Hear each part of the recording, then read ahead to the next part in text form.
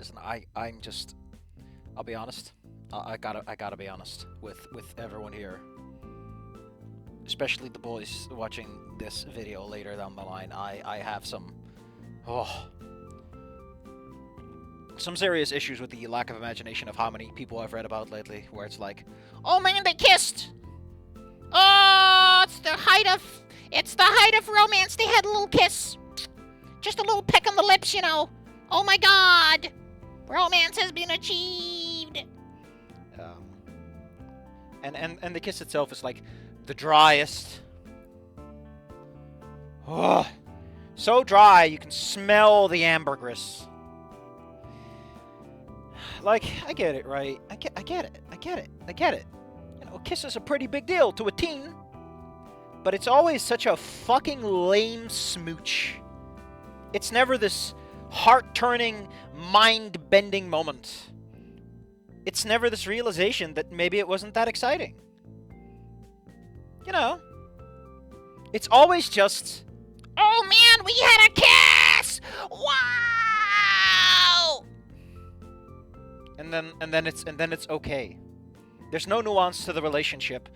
There is no delving into what a kiss can be, or what a relationship can be, or what romance is. It's just a box to check. That makes me so mad! Which should be clear by now, that I get really angry about people being kinda lazy. It makes me so mad. But enough of that. Let's, we got 2 more chapters, and then, we're done here. We're gonna go to a different fic that is, it's not good like Inco Noted, but it's not especially bad. It is, however, very confusing, and a little bit self-indulgent in a way that's not even that great, all things considered, because it's self-indulgent, but it never actually indulges, you know? It's like, that's a lot of peanut butter you're putting on that sandwich there, buddy. You gonna actually put some peanut butter on there, or what? We don't get that. We don't even get the satisfaction of the author's barely disguised fetish, you know? Come on, man. If you're gonna jork your peanuts, at least be honest about it, and just, you know, make a nice sploosh, as that guy says from Wind Waker. You know, like, the thing I have with Promise of Life, and there's a bunch of problems I have with it, but one that I especially trip over is, like, it keeps hammering in about, oh, this is pterodactyl culture, or they have this biological trait, and I'm like, my man, you're just pulling shit out of your ass when it's convenient, when this could be your centerpiece, your neat little centerpiece, and you didn't do any of that. Anyway, that's enough complaining. I just want to get warmed up. Never let it be said that Inco Noted was not a young, red-blooded human male. You wanted to say American. You wanted to say American, motherfucker! You wanted to say American! It was important to note that, because it was like taking every ounce of my willpower to not do some decidedly irresponsible things to my girlfriend. It's always just about sex, right? It's always just kissing is sex, but it's not sex, so they're teenagers, they can't have real sex, and I get that, right? That's a little fucking weird. But, for fuck's sake, don't call attention to it if you're not gonna do it! Like, what are you really doing here? I don't, listen, I like a little horniness as much as the next guy does. But if you're gonna use sex in a story, make it say something. And Inco, I don't think, is at all defined by his sexuality. Like, Inco is not displayed as being at all horny. You know, he seems to be kind of a chaste husband, which I imagine is nice for Olivia. But, like, describing him as being like, oh man, I totally wanted to fucking bone her, it's like, that's worse. That's worse than just having a Limp Bizkit kiss. Olivia had reasserted the status of a relationship with that kiss, and I definitely wanted to move things further on. I really wanted to go and jerk it with my peanuts, but I can't. I'm too good. But it was definitely not the right time. Like, the thing I really like about Inco and Anon is it's kind of left up to your imagination if anything really happened. I think ending 1 is like the one time it's explicitly stated. Ending 4, by definition of the fact that Amber is born, I'm pretty sure that's not an in vitro they went for. But you get it, right? It's like part of the self-insert fantasy is that we don't know. And I guess that when you're writing something that's not a visual novel where it's, you know, for the reader to self-insert and make the decisions, that's fine. But again, Inco is not defined by this. Anon is kind of defined by his horniness, considering that's the thing that gets him in trouble later down the line. So, as much as I begrudge when he's just fucking ogling the shit out of Rosa out of nowhere, at least the foundation of the character kind of adds up to that. But come on, Inco. You have a neck brace, my man! Your complaint is that you're... Oh, I'm in the living room. Inco, your problem is that you have a fucking neck brace and a head injury. She's going to death roll you and you're going to die. As death rolls are wont to do. But it definitely wasn't the right time. We just got through working through 6 months of traumatic experience. How long do you think a fucking semester is, man? It's January. Inco went to school in September. It's been 3 months! I know that some people are going to be like, wait, it's been 3 months. You motherfucker. You can't just double it up and go like, oh man, our relationship's like, no, don't be like that. Over the last hour or so, and I didn't want to tie intimate actions with that. What's your rating? Teen and up? Inco, you're a fucking loser. That at once you're like, I'm so horny, and also like, intimate actions flutters my lashes. Come on. You can't have both. Unless you're a fucking Christian loser. And you're not. You're just a fucking loser. Absolute bedroom killer. That's... See, you could have just cut this. Just cut this. Throw it the fuck out. Rewrite this to be less Inco is weirdly out of character because you're a horny asshole. Or just write the fucking porn, okay? Just write the porn. Be the bigger man. Just have them fuck. I think Olivia felt the same, thankfully, as after our smooch, cut it up against me and just relaxed. I mean, I think, here's something right. I just complained about this, but there is something you can do with this. Inco is still bad Inco. He's a superficial, shallow, horny bastard, because that's all he knows. And you could display that, like, Olivia is actually, like, emotionally and physically exhausted, because she hasn't slept well, she's been just torn apart. Whereas Inco's been pulling himself together, and he's like, oh man, it's time for the sex I deserve. You can kind of tie that back into ending 1 and remind us that he isn't quite there yet. It's been 2 fucking weeks, Inco. You're not a good person yet. But we're probably not doing that, because that would require someone to be self-aware and understand what sex can mean to a character. And considering how that fucking kiss went, I don't think they have any desire to do so. What? Deconstructing and analyzing and dissecting the nature of sex and intimacy between people? No. In my romance? Wouldn't fucking dare. She just cuddled up against me, relaxed, began a bellowing purr again.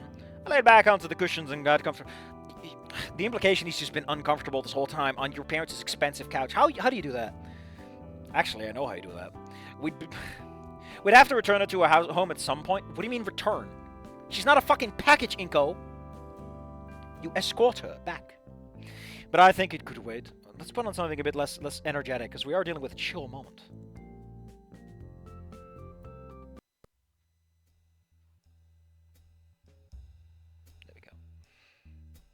Especially if I explain to Randy how much progress the two of us made. Still, in the interest of not exposing Olivia to an apparent pains obligatory the talk again, we'd have to get her home at a vaguely reasonable hour.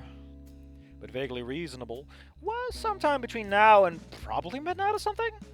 Your dad said midnight. I had time, but that was for prom, though. I think 10 p.m. is like the latest you can push it, buddy. After that, it gets weird.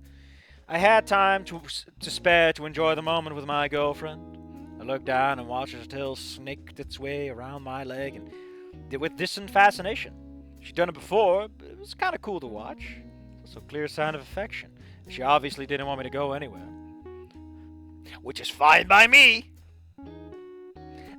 That just sounds so lame. You know, my girlfriend loves me, that's fine by me. I leaned slightly over to grab the remote of the TV. Olivia protested, but you know I wasn't actually trying to escape, so it was a half-hearted whine at best. I flipped on the smart TV device service and began browsing. Hold on, it's a little loud for me. I need to calm down, and having it be loud just makes me talk louder. Olivia made a few suggestions on what to watch. The existing apps on the TV weren't great or anything, but there were enough streaming services on tap that we were able to pick one that happened to have anime, and she'd been itching to get me to watch. And I had not a single complaint. We binged our way through the first half of the season. It was highly entertaining, with Olivia piping periodically about little bits of lore and odd Easter egg reference. I didn't really follow along with anything, but the show itself was certainly enthralling enough, and I hadn't seen her with as much energy for something since she told me about that anime of hers at the arcade. I love that you're just saying anime a bunch of times. It's not a show she watches, it's an anime she watches. Just that anime. I mean, admittedly, he probably couldn't remember any details since he was being a jerk at the time. Oh, I loved watching her eyes light up as she gushed about the show. Gushed. Shh. We were about to queue up the next episode when the front door swung open. Hey, kiddo, how you? Dad began saying before hard stopping. I think that's very much implied, buddy. Just say Dad was taking stock of the situation in front of him. You don't need this. This works better. Get that flow in there, buddy. You don't always need to have speaking lines when you can use descriptive text instead. It wasn't that bad, of course. We were watching TV and all our clothes were on. But I never met Olivia before. I think they would begin to think I was lying. I said, well, you know, Olivia is in Canada a lot. She's in Canada. I have a girlfriend. She's in Canada. You probably never met her. Inco, we've never been to Canada. And what's... The question leading in from the door was cut off with a gasp. There was Mom following behind. Is that a lowercase situation, though? Part of me was ecstatic that they got home at a semi-reasonable time again.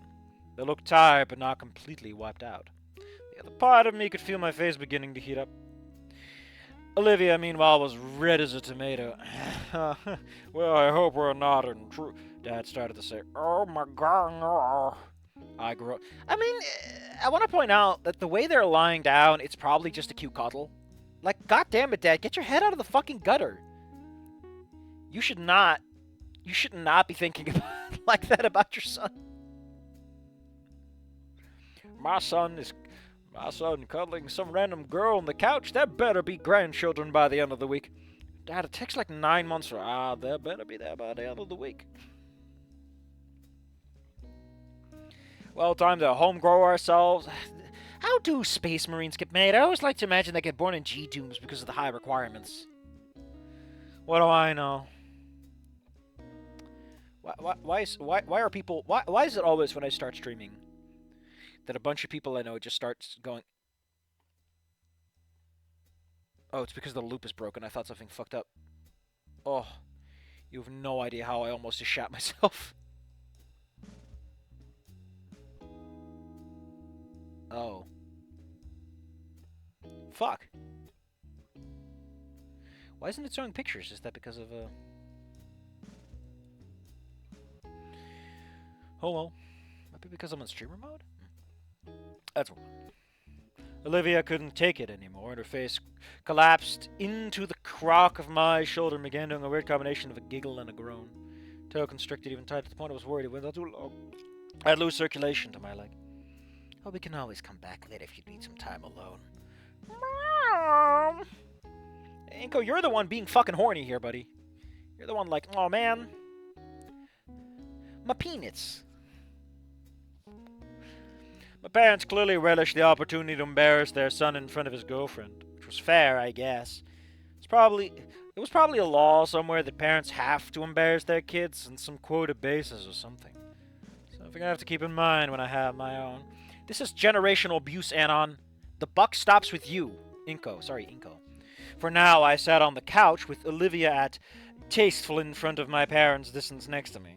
She was making small talk with Mom and Dad, getting properly introduced.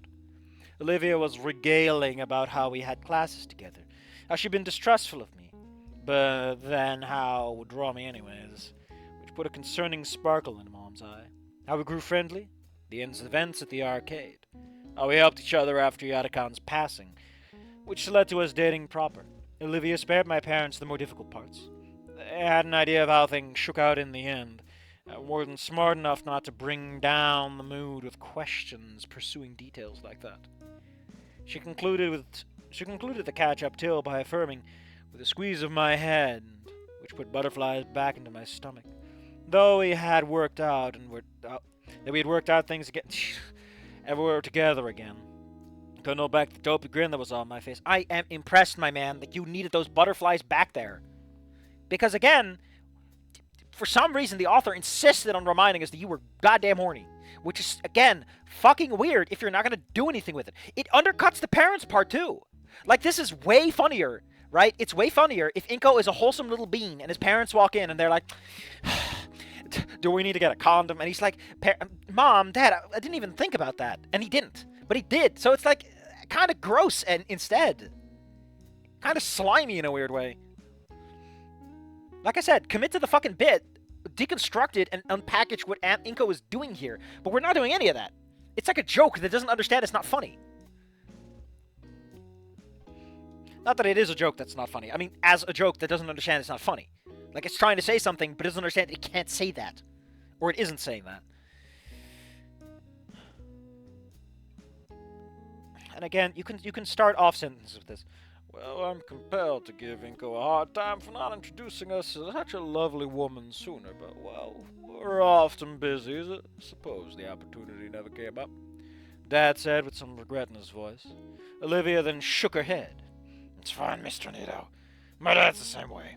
He can't provide for me if he doesn't work, and he's gone a lot, too.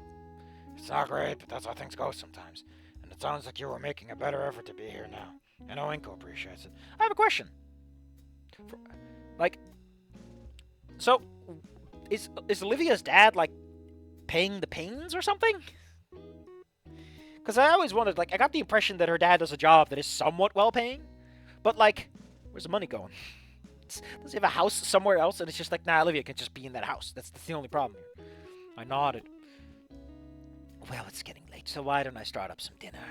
Mom said, clapping her hands together before rising from her seat. Oh, in that case, I should probably... Oh, you'll be staying, of course. Right, Olivia? Oh, hell yeah, Dad. Olivia was clearly taken aback by the request. She glanced towards the door, only for a moment before finally relenting. If you don't mind. Dad confirmed was no trouble at all. I don't get this, right? It's like we do this summary catch-up, and then we do this little text box, and then we go back to this. I guess it's supposed to show, like, you know... But it's a weird thing to do, because you can just summarize that part too, buddy. You can just streamline it. It was a pretty simple meal, with Mom lamenting that we should have go shopping this weekend to get everything restocked. She had gotten out of the vibe for cooking for so long that her sense of how fast regular home-cooked meals would burn through our stocks was fried. But it was a pleasant, hearty stew. I could tell Olivia enjoyed it quite a lot, which was frankly all the seasoning I needed. So, it should be pointed out again that Olivia seems to be really... Doesn't she cook like a vegetable stew for the man, though? I'm still under the impression that herbivores and carnivores are not obligate. They can, in fact, eat. It's more out of practicality than anything else. Oh, God, that line was cheesy. What do you mean, what line, Inco? You're thinking about it. And you're not Anon. You're not that kind of person. I mean, I guess he's supposed to become that kind of person, but whatever. We sat around for a little while longer. We sat around for a little while longer, making small talk, before Olivia finally resolved that she should really be getting home. I offered to drop her off, but she flatly rejected the notion. Dude, that'd be a hell of a metro ride. Walk, dropping me off, and then another walk and a metro ride. Total waste. It's a bad use of your time. I didn't like it, but she wasn't wrong exactly. Besides, weren't you planning on taking that fancy new drawing tablet for a spin? What's this about a drawing? What now? Dad, you work in architecture. For fuck's sake, the first people, Dad, to adopt drawing tablets were people who worked in industrial design and architecture, you dumb fuck! Shouldn't you be like, oh man, Inco, just like that guy I know? Instead of, your son goes to an art school! Don't you know this? Did this never come up? This is like I come back from military camp and my dad's, oh, your combat. What now? It's like my combat boots, Dad. Because I went to fucking combat. I was in military service. Also, just for context, Inco started painting before this story started. His parents should have picked up on the smell of paint this guy brought home. You know, like cigarettes? Only it's paint. Inco, why are you smelling like acrylics? Actually, Dad, it's crayons, and it's because I've been eating them. I was told I get better in art if I eat my... Gotta know my tools and how they taste. Inco's been getting more into drawing. He's got a hell of a ways to go, but he's picking it up fairly fast. Olivia spoke for me, stealing a glance. That should not be spoke. It really should just be said. You say something for someone. I guess you speak for someone. Yeah. Oh, well, when you finish your first piece, we'll be sure to put it up on the fridge, Dad said. Good job, Dad. You just fucking killed it. Oh, hear that, Inco? I'll go right on your parents' fridge. Olivia carried it with a snarky, playful sneer on her face. Sneer would be bad. I groaned and covered my eyes with a hand. I had everyone here. Again, this is so... He's become such a dark, snarky kind of guy, you know? Like Anon, instead of like Inco, who was a soft boy with pinchable cheeks. The Marine in my wall ate my crayons, then attempted to impregnate me. I hated one of those things, and you can guess which one I hated. Does it have to be exactly one? Yep. One and no more. Dad offered to drive Olivia back home, which she graciously accepted. I think she just didn't want to have Randy drive out to pick her up. I walked alongside her to the door and followed. So, can't you just come in the car? You can go into the car, Inco, and talk with your dad on the way back. Why are you staying home? As Dad was opening up the back of the SUV to put a wheelchair into, we waited, our breaths misting the cold. It's not fog. Don't call it mist. Don't call it fog, Inco. Your lungs are not big enough. You're a small boy. So, see you tomorrow. I reached out and grabbed her hand. I took the advantageous position of being leaned down over here to kiss the top of her snout, reigniting the render skills. Again, at least he does editorializing, you know. Sure tomorrow. I whispered. How can you whisper like that? She snorted and rolled her eyes before breaking away. Oh, yeah, that's why he can't go with his dad, because his dad would have to read and can't talk. She hoisted herself into the seat of the car. Dad took the wheelchair and stored it. Just before I closed the door for her, she stole one final look and gave me a final warming smile, which I was happy to return. I clicked the door closed, and the family car backed out of the driveway, and as I waved it off, I stood at the edge of the street, watching it disappear into the early night air, giving a long, slow, contented sigh. We had work to do, but this felt good. Right. One step at a time, but this felt like a big one. I didn't think Mom or Dad would have any issue with Olivia. She's wonderful after all. But between getting our feelings worked out and us getting together... Wait.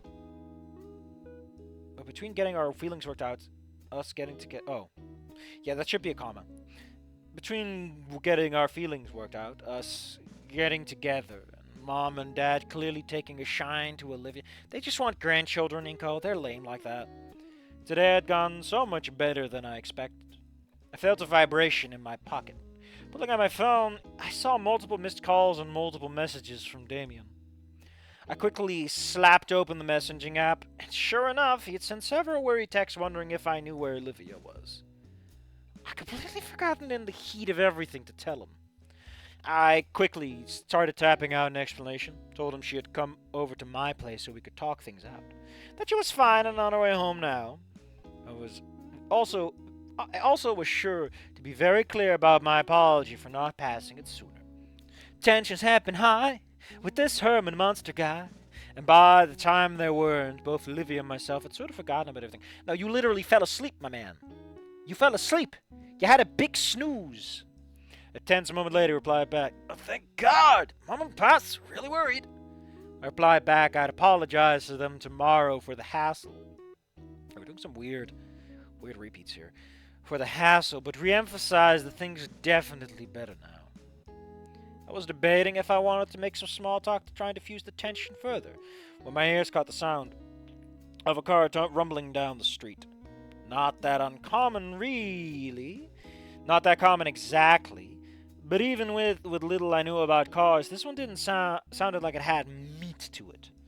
Plus, at this time of night, usually traffic had died down. Oh, we're that far after working hours, huh? I started tapping on my reply to Damien when I caught sight of it. A classic muscle car, bright red. Huh, neat. And it pulled up, definitely going faster than the neighborhood speed limit, right in front of my house. Huh? The engine was killed, and for a moment nothing happened. I heard a door? Saffy, we're not doing Dutch today. Then I hear the door click open. It swung out and the driver stepped out into the cold air. Motherfucking Mia. So, Mia, you're a dinosaur. Couldn't you do this at like a warmer time of day or bring a coat? Because a leather jacket ain't gonna cut it. Not for a dinosaur. Considering the cold that we got nowadays. That they have. You know, they had a white Christmas. Oi, Baldy, you and me gotta talk. We got to have a little chit-chat between pals. Fan-fucking-tastic. Pretty sure you need hyphens for that one because it's a weird interruption. I let out a groan and looked to the front of my house. What? Gonna run away? Whatever for? The voice raised an octave to bubbly princess, but the sneer on her face conveyed a real emotion.